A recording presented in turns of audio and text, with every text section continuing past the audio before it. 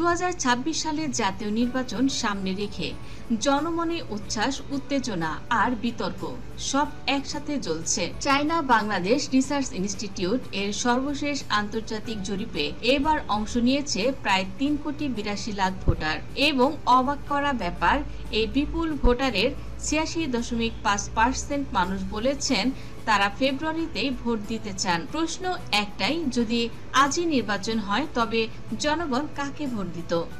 চলুন দেখে নেই 2026 নির্বাচন নিয়ে বাংলাদেশের জনমতের সবচেয়ে আলোচিত এই জরিপের ফলাফল। তো China Bangladesh research institute CBRI এর জরিপে উঠে এসেছে এবার বিস্ময়কর সকল তথ্য।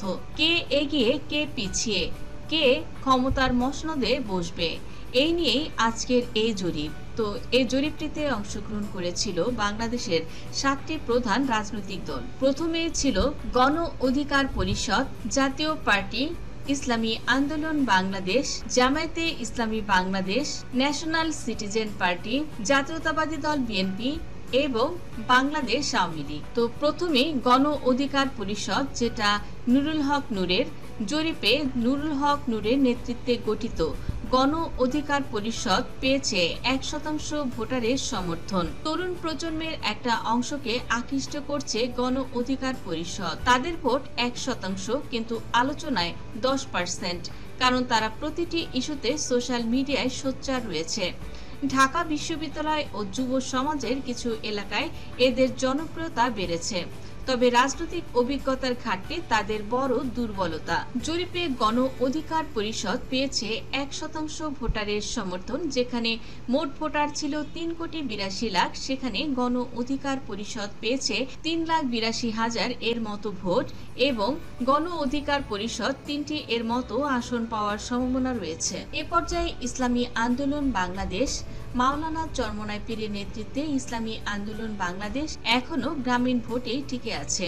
তাদের ভোট এই জরিপ অনুযায়ী 1%, তবে সাংগঠনিকভাবে তারা শৃঙ্খলাবদ্ধ। যদিও তরুণদের মধ্যে তেমন আগ্রহ নেই এই ইসলামী দলের প্রতি, কিন্তু প্রাচীন ভোটারদের একাংশ তাদের প্রতি অনুগত। এ কারণে দলটি প্রতি নির্বাচনে সীমিত সাফল্য পেলেও টিকে থাকে স্থায়ীভাবে। প্রায় 3,82,000 ভোটারের মাঝে ইসলামী আন্দোলন বাংলাদেশ পেয়েছে এখানে 3,82,000, অর্থাৎ 300 আসনে 3টি এর মতো আসন পাওয়ার সম্ভাবনা রয়েছে ইসলামী আন্দোলন বাংলাদেশের। এ পর্যায়ে এনসিপি বা জাতীয় নাগরিক পার্টি, বা এনসিপি, তারাও এই জরিপে মাত্র 1% ভোটারের সমর্থন পেয়েছে।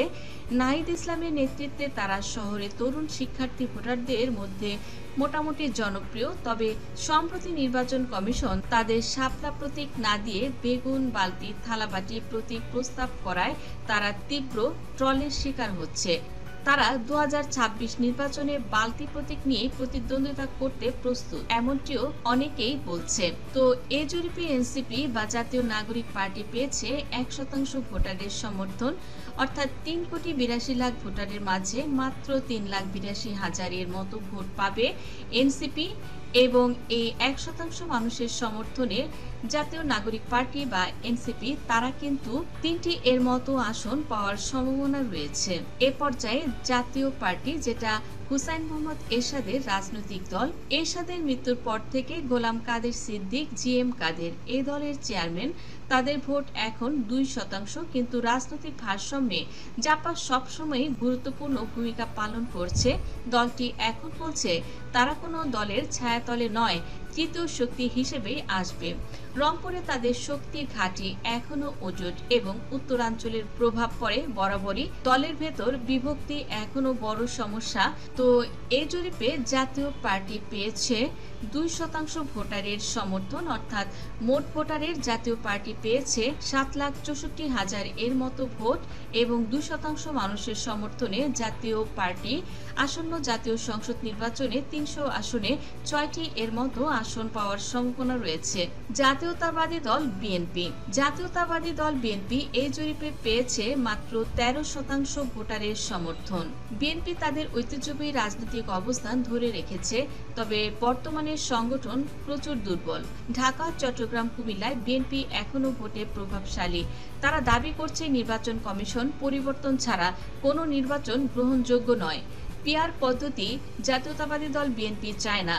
তবে সাধারণ মানুষ বলছে আন্দোলন নয়, এবার বিএনপিকে নির্বাচনে দেখা দরকার। দলের তরুণ কর্মীরা সামাজিক মাধ্যমে সচেতনতা বাড়াচ্ছে। বিশ্লেষণে দেখা গেছে হতাশ মধ্যবিত্ত ভোটাররা এখন ধীরে ধীরে ফিরে যাচ্ছে আওয়ামী লীগের দিকে। তবে 2026 নির্বাচনে বড় চমক তারা দিতে পারে যদি প্রার্থী নির্বাচনে কৌশলী হয়।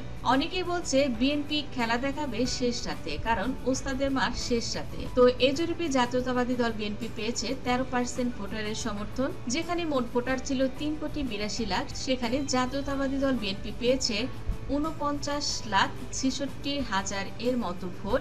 আসন্ন জাতীয় সংসদ নির্বাচনে এই 300 আসনে 49 থেকে 50টি এর মতো আসন পাওয়ার সম্ভাবনা রয়েছে। বন্ধুরা, এ পর্যায়ে জামায়াতে ইসলামী বাংলাদেশ জরিপে পেয়েছে 20% ভোটারের সমর্থন। তো এই জরিপে জামায়াতে ইসলামী বাংলাদেশ অবাক করা ভাবেই দ্বিতীয় অবস্থানে।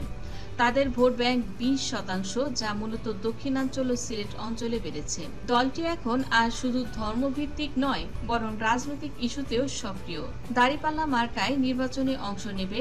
সাম্প্রতিক সময়ে জামায়াত নারী ও ছাত্র সংগঠনগুলো মাঠে দৃশ্যমান রয়েছে এবং শিবিরের সক্রিয়তা বেড়েছে। তারা চায় না কোনো জোটের সঙ্গে যেতে, একাই তারা সরকার গঠন করতে চায়। এই লক্ষ্যে জামায়াতে ইসলামী বাংলাদেশ মূলত রাজনীতির পক্ষে এবং প্রচারণায় সরব রয়েছে। তো এ জরিপে জামায়াতে ইসলাম বাংলাদেশ পেয়েছে 20% ভোটারের সমর্থন।